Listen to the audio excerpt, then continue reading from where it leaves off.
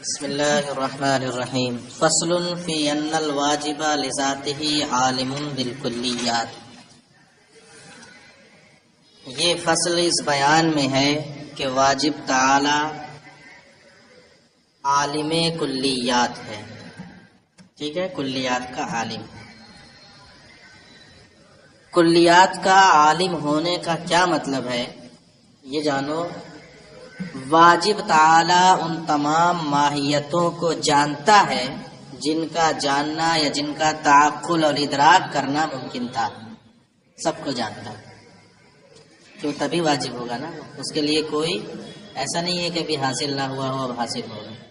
تو جتنی ماہیتوں کا جاننا واجب تعالی کے لیے ممکن تھا ان سب کو جانتا ہے، ان سب کا تعقل اور ادراک وہ کر چکا ہے۔ یہی ہے عالم کلیات، یعنی عالم بالمعقولات۔ تعقل اسی کے لیے ہے، عالم اس کی دلیل اصل میں صغرا اور کبرا کے اعتبار سے۔ صغرا یوں اس لیے کہ واجب تعالی مادہ اور اس کے لواحق سے مجرد ہے، مادے اور اس کے لواحق سے مجرد ہے، اور جو مادے اور اس کے لواحق سے مجرد ہوتا ہے وہ عالم کلیات ہوتا ہے، لہذا واجب تعالی بھی عالم کلیات ہوگا۔ تو یہ تو پیچھے آپ پڑھ چکے پچھلی فصل میں کہ وہ مادہ اور اس کے لواحق سے مجرد ہے، یہ صغرا ہے، ٹھیک ہے، یہ کیا ہے؟ صغرا کل ثابت ہو چکا ہے۔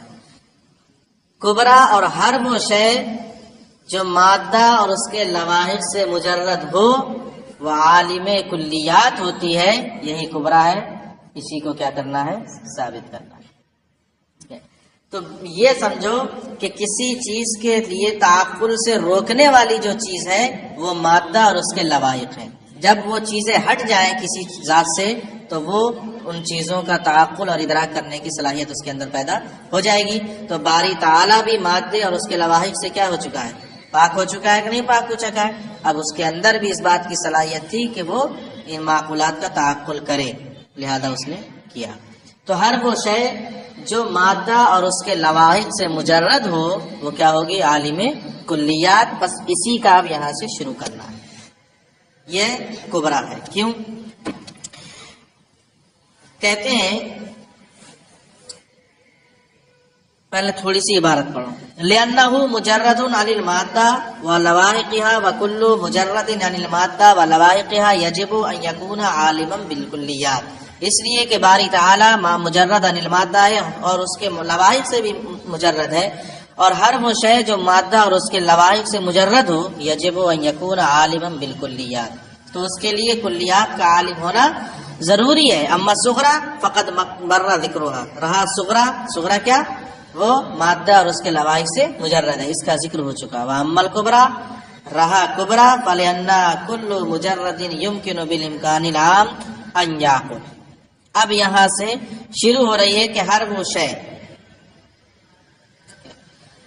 جو مادہ اور اس کے لواحق سے مجرد ہو وہ کیا کر سکتی ہے؟ کلیات کی عالم ہوگی، عالم کلیات ہوگی۔ کیسے؟ اب اس کو ذرا دوسرے طریقے سے سمجھائیں گے۔ کہتے ہیں کہ ہر شے جو معقول بن سکے، یہ تو سمجھ میں آ گیا کہ ہر وہ شے جو مادہ اور اس کے لواحق سے مجرد ہو وہ خود بھی معقول بن سکتی ہے۔ خود بھی کیا ہے؟ کل پڑھا تھا آپ نے، وہ عالم بھی ہے اور معلوم بھی، یعنی عاقل بھی ہے اور معقول بھی۔ تو جو شے مادہ اور اس کے لواحق سے مجرد ہو وہ کیا ہو سکتی ہے؟ معقول ہو سکتی ہے۔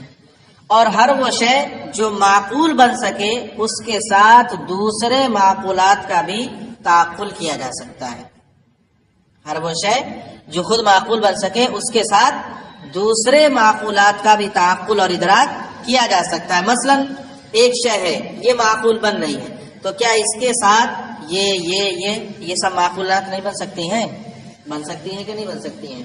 جس طرح اس کا تعقل کیا جا سکتا ہے، اس معقول کا، اس مجرد کا جو مادہ اور اس کے لواحق سے مجرد ہے، جس طرح یہ معقول بن سکتا ہے اسی طرح دوسری چیزیں بھی اس کے ساتھ کیا بن سکتی ہیں؟ معقول بن سکتی ہیں۔ ایک تو یہ ہو گیا۔ اور جب ایک معقول کے ساتھ دوسرے معقولات بھی کا بھی تعقل اور ادراک ہو سکتا ہے تو اس معقول کے ساتھ، اس مجرد کے ساتھ وہ تمام دوسرے معقولات ذہن میں مقارن بھی ہو سکتے ہیں۔ ذہن میں کیا ہو سکتے ہیں؟ مثلا ہم نے اس کا تعقل کیا، اس کا کیا، اس کا کیا، یہ سب کے سب کیا ہو جائیں گے؟ مقارن ہو سکتے ہیں کہ نہیں مقارن ہو سکتے ہیں؟ تو جس معقولات کے ساتھ جس معقول کے ساتھ یہ مجرد کہو، جس مجرد کے ساتھ دوسرے معقولات کا تعقل اور ادراک ہو سکتا ہے، اسی مجرد کے ساتھ وہ دوسرے معقولات ذہن میں مقارن بھی ہو سکتے ہیں کہ نہیں مقارن ہو سکتے ہیں۔ تو یہ ہے ان کا تعقل فی العقل، ان معقولات کا تعقل فی العقل۔ اتنا ملا دیکھو، فَلِأَنَّ وَأَمَّا الْكُبْرَى فَلِأَنَّ كُلَّ مُجَرَّدٍ يُمْكِنُ بِالْإِمْكَانِ الْعَامِ أَنْ يَعْقُلَ۔ تو اب کبرا یعنی ہر مجرد جو مادہ اور اس کے لواحق سے مجرد ہو وہ کیا ہوتا ہے؟ عالم بالکلیات۔ کہتے ہیں اس لیے کہ ہر مجرد کے لیے بالامکان العام یہ ممکن ہے کہ وہ معقول بنے۔ وہ کیا بنے؟ معقول۔ وہذا بدیہی لا خفا فیہ، اس میں کوئی خفا نہیں، یہ بالکل بدیہی بات ہے۔ کیا؟ وَكُلُّ مَا يُمْكِنُ أَنْ يَعْقُلَ وَحْدَهُ يُمْكِنُ أَنْ يَعْقُلَ مَعَ كُلِّ وَاحِدٍ مِنَ الْمَعْقُولَاتِ لَا مُحَالَةَ، اور ہر وہ ممکن جو تنہا معقول بن سکتا ہے اس کے ساتھ دوسرے معقولات بھی لا محالہ ذہن میں آ سکتے ہیں، یعنی اس کے ساتھ دوسرے معقولات کا بھی تعقل اور ادراک کیا جا سکتا ہے۔ فَيُمْكِنُ أَنْ يُقَارِنَهُ سَائِرَ الْمَعْقُولَاتِ فِي النَّفْسِ، تو اب تمام معقولات کا اس کے ساتھ نفس میں مقارن ہونا بھی ممکن ہے، مقارن ہونا بھی ممکن ہے۔ کیوں؟ کیونکہ ادراک اور تعقل کا معنی کیا ہے؟ اس میں اب یہاں سے سنو، فَإِنَّ الْإِدْرَاكَ وَالتَّعَقُّلَ هُوَ حُضُورُ صُورَةِ الْمَعْقُولِ فِي الْعَقْلِ مُجَرَّدَةً عَنِ الْمَادَّةِ وَلَوَاحِقِهَا۔ کہتے ہیں ادراک اور تعقل کا مطلب ہے ایک مجرد کا مادے اور اس کے لواحق، یا ایک شے کا مادے اور اس کے لواحق سے مجرد ہو کر دوسرے مجرد کے پاس حاصل ہو جانا، حاضر ہو جانا، یہی تو مطلب ہے تعقل اور ادراک کا۔ کل پڑھا تھا، ایک شے کا مادہ اور اس کے لواحق سے مجرد ہو کر دوسرے مجرد کے پاس کیا ہو جانا؟ حاصل ہو جانا، حاضر ہو جانا۔ تو جب تمام معقولات اس ایک معقول یا ایک مجرد کے ساتھ عقل میں مقارن ہو سکتے ہیں، تو اس کا کیا معنی ہوا؟ اس کا معنی ہوا کہ وہ معقولات اس مجرد کے ساتھ عقل میں جمع ہو سکتے ہیں، مقارن ہو سکتے ہیں۔ یہ تو ہو گیا عقل کا معاملہ، غور کر لینا، یہ کس کا معاملہ ہوا؟ عقل کا۔ ٹھیک ہے، اب جو چیزیں عقل میں یا جو معقولات اس مجرد کے ساتھ عقل میں مقارن ہو سکتے ہیں، تو وہ معقولات اس مجرد کے ساتھ خارج میں بھی مقارن ہو سکتے ہیں، خارج میں بھی مقارن ہو سکتے ہیں۔ تو عقل میں مقارن ہونے کا مطلب اس مجرد کے ساتھ وہ معقولات اکٹھا ہو جائے، عقل میں حاصل ہو۔ اور خارج میں معقول ہونے کا کیا مطلب ہے؟ خارج میں مقارن ہونے کا مطلب وہ معقول، وہ مجرد ان معقولات کا ادراک کرے، یہ خارج میں مقارنت کا مطلب ہے۔ خارج میں مقارنت کا مطلب کیا ہے؟ وہ مجرد جس کے ساتھ یہ سارے معقولات عقل میں مقارن ہو رہے تھے، وہ مجرد ان معقولات کا کیا کرے؟ ادراک کرے۔ سمجھ میں آ گیا؟ یہ سمجھ؟ خارج کا کیا مطلب ہے؟ کہ وہ مجرد ان معقولات کا ادراک کرے، لہذا اس مجرد کے لیے ان تمام معقولات کا ادراک کرنا کیا رہے گا؟ ممکن رہے گا۔ ٹھیک ہے، اور جب ممکن ہے تو ضروری ہے کہ وہ مجرد ان تمام معقولات کا ادراک کرے۔ واجب تعالیٰ کے لیے ممکن کا تو سوال ہی پیدا نہیں ہوتا، بلکہ کیا رہے گا؟ واجب رہے گا۔ واجب تعالیٰ کے لیے کیا رہے گا؟ واجب، کیونکہ اس کے لیے کوئی حالت منتظرہ ہے ہی نہیں، بلکہ جو کچھ بھی ہے وہ اس کو کیا ہو چکا ہے؟ حاصل ہو چکا ہے۔ تو جب تمام معقولات کا اس مجرد کے لیے ادراک کرنا ممکن تھا تو ماننا پڑے گا ممکن ہی نہیں، بلکہ جتنا ممکن تھا وہ سب کا سب اس کو کیا ہو چکا ہے؟ حاصل ہو چکا ہے۔ کیونکہ اگر ایک بھی رہ گئی تو ماننا پڑے گا کہ کوئی حالت منتظرہ ہے جو ابھی اس کو حاصل نہیں ہوئی ہے، اور یہ باطل ہے، پیچھے ہی تم پڑھ چکے ہو اس کو۔ لہذا ان تمام معقولات کا ادراک وہ مجرد کر چکا ہے، اور وہ مجرد ہے کون؟ وہی باری تعالیٰ، وہی کیا؟ باری تعالیٰ۔ تو ثابت ہوا کہ وہ تمام کلیات کا عالم ہے۔ اب ملاؤ، اس لیے کہ ادراک اور تعقل معقول کی صورت کا حاصل ہو جانا ہے عقل میں مادہ اور اس کے لواحق سے مجرد ہو کر۔ وَكُلُّ مَا يُمْكِنُ أَن يُقَارِنَهُ سَائِرَ الْمَعْقُولَاتِ بِالْعَقْلِ، اور ہر وہ مجرد جس کے ساتھ تمام معقولات عقل میں مقارن ہو سکتے ہیں، یمکن ان یقارنہ سائر المعقولات لذاتہ، تو ممکن ہے کہ وہ مجرد تمام معقولات کے بذات بھی مقارن ہو، یعنی خارج میں بھی مقارن ہو۔ وَكُلُّ مَا يُمْكِنُ لِوَاجِبِ الْوُجُودِ بِالْإِمْكَانِ الْعَامِ، اور ہر وہ شے جو واجب الوجود کے لیے بِالْإِمْكَانِ الْعَامِ واجب ہو، ممکن ہو، یجب وجودہ لہو، واجب الوجود کے لیے اس کا وجود کیا ہوتا ہے؟ واجب ہوتا ہے۔ جو چیز بھی اس کے لیے ممکن تھی وہ اس کے لیے واجب ہونا چاہیے، حاصل ہو چکی۔ وَإِلَّا لَكَانَ لَهُ حَالَةٌ مُنْتَظَرَةٌ، ورنہ تو اس کے لیے کوئی حالت منتظرہ ماننا پڑے گی، اور یہ باطل ہے، اور یہ کیا ہے؟ باطل۔ ھذا خلف، یہ خلاف مفروض۔ اب ایک اعتراض اور اس کا جواب سنی لو اس کو۔ فَإِنْ قَيْلَ لَوْ كَانَ الْبَارِي تَعَالَى عَالِمًا بِشَيْءٍ لَكَانَ فَاعِلًا لِتِلْكَ الصُّورَةِ وَقَابِلًا لَهَا وَهُوَ مُحَالٌ۔ معترض یہ اعتراض کرتا ہے کہ اگر باری تعالیٰ کسی شے کا عالم ہو اور اس شے کی صورت اس کی ذات میں مرتسم ہو، چھپنا، اللہ تعالیٰ باری تعالیٰ کسی ذات کے لیے کیا ہو؟ کسی شے کے لیے فاعل ہو، اور اس شے کی صورت باری تعالیٰ کی ذات میں کیا ہوتی ہو؟ چھپتی ہو۔ کیا ہوتی ہو؟ چھپتی ہو۔ تو اس صورت میں وہ اس کا فاعل ہوگا، اس صورت میں وہ اس کا فاعل ہوگا۔ کیوں؟ کیونکہ وہ صورت ممکن ہے، اور ہر ممکن کے لیے کسی مؤثر کا ہونا ضروری ہے، اور مؤثر یہاں کون ہے؟ باری تعالیٰ ہی ہے، لہذا وہ صورت چھپے گی کس کے یہاں؟ باری تعالیٰ کی ذات میں۔ ٹھیک ہے، تو باری تعالیٰ اس کے لیے کیا ہوا؟ فاعل، لیکن ساتھ ہی ساتھ باری تعالیٰ اس کے لیے قابل بھی ہوگا۔ قابل کیوں ہوگا؟ اس صورت کو قبول کون کر رہا ہے؟ باری تعالیٰ چھپ رہی ہے، کہاں چھپ رہی ہے؟ باری تعالیٰ کی ذات ہی میں نہ چھپ رہی ہے، تو اس صورت کا فاعل بھی ہے کیونکہ مؤثر ہے اس کے لیے، اس صورت کو اخذ کر رہا ہے، اور اس کے قابل بھی ہو رہا ہے۔ کیوں؟ کیونکہ وہ صورت چھپ رہی ہے کہاں؟ باری تعالیٰ کی ذات میں، تو اس کو قبول بھی کر رہا ہے۔ اور ایک ہی ذات فاعل بھی ہو اور قابل بھی ہو، ایسا ہو ہی نہیں سکتا، کیونکہ قابل کا مطلب ہوتا ہے وہ شے جو دوسرے کے لیے تیار ہو، دوسرے کو قبول کرنے کی صلاحیت رکھے، اور فاعل وہ ہوتا ہے جو دوسرے کو وجود میں لائے۔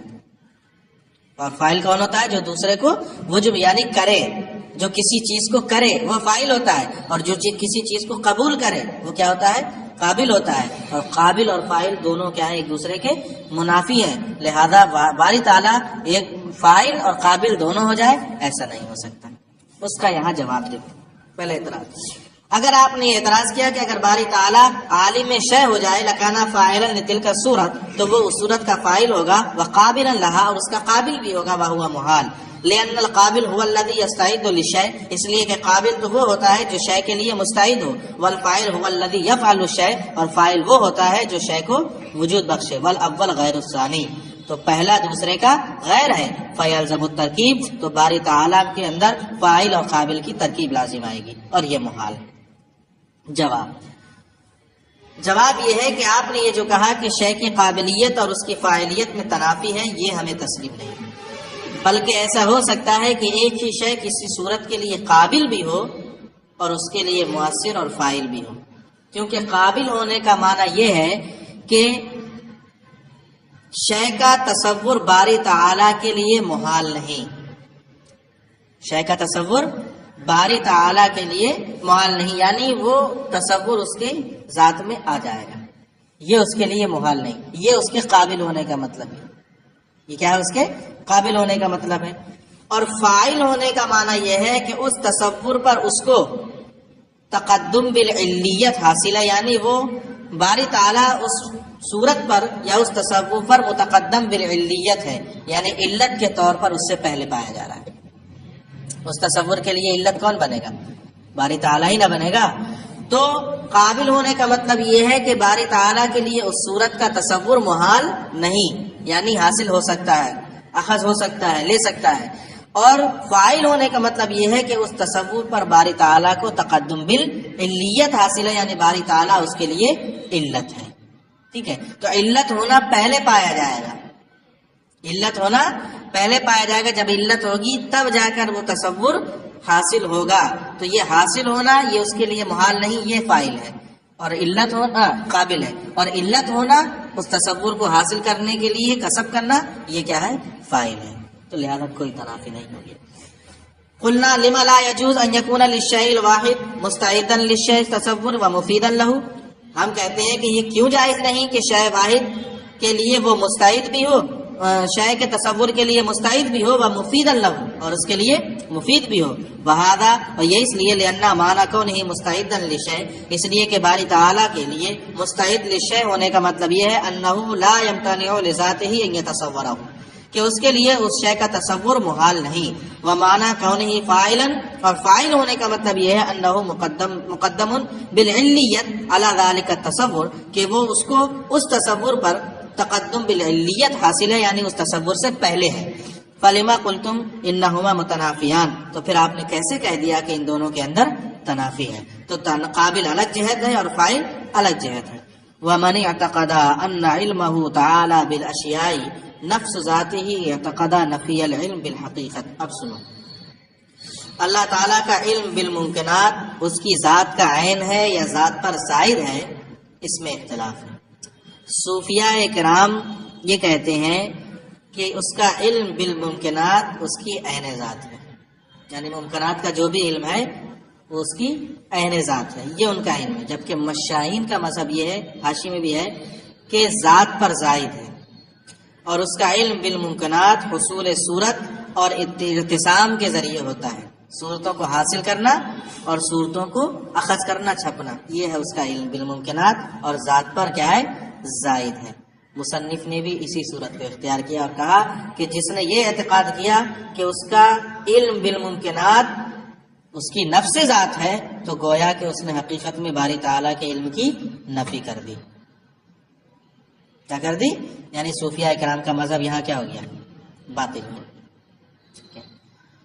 صوفیاء کرام کے مذہب کو انہوں نے باطل کیا کہ عین ذات نہیں ہے، بلکہ اس کے علم بالممکنات کا مطلب یہ ہے حصول صورت اور ارتسام صورت، اس کے ذریعے اس کو علم بالممکنات ہوتا ہے. لیکن جتنا ہونا تھا، جتنا ممکن تھا دنیا میں جب تک، وہ سب کا سب کیا ہو چکا ہے؟ اس کو حاصل ہو چکا ہے. یا آپ پیچھے پڑ کے آئے. اب یہ ہم نہیں کہہ سکتے کہ ہاں ابھی کسی کا ارتسام ہوگا یا کسی صورت کا حصول ہوگا، یہ نہیں کہہ سکتے بس.